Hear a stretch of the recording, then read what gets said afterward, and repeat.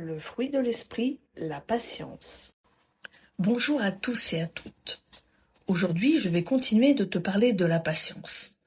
Et d'ailleurs, nous arrivons bientôt vers la fin de cette étude, de cette 4e facette du fruit de l'esprit. Et la semaine dernière, je te disais que le manque de patience pouvait entraîner de la précipitation. L'impatience entraîne la précipitation. Et la précipitation, c'est cela qui t'amènera, par exemple, à faire des bêtises, à faire des choix que tu n'aurais pas dû faire, par exemple.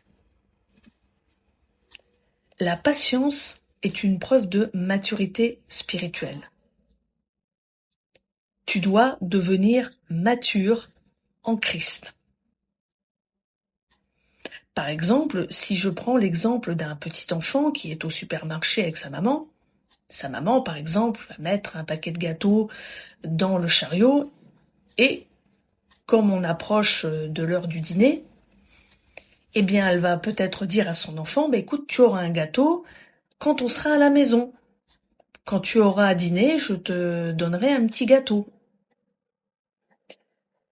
Et si par exemple, on prend l'exemple d'un enfant qui a 3 ans, il se peut que l'enfant dise non, j'aimerais bien manger un gâteau tout de suite.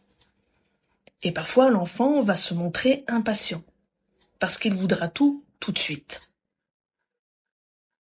Parce que l'enfant n'a pas la même maturité et la même conception des choses qu'un adulte.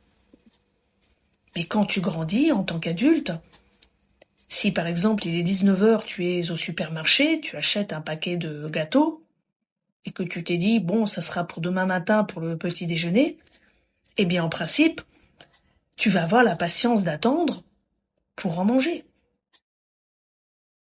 Par contre, un enfant, sachant qu'il est, si je puis dire, immature, comme je te disais, ne va pas avoir cette même capacité qu'un adulte, et ne va pas avoir cette même compréhension.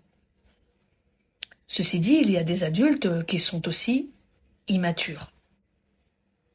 D'ailleurs, la parole de Dieu nous parle d'aliments solides et de lait.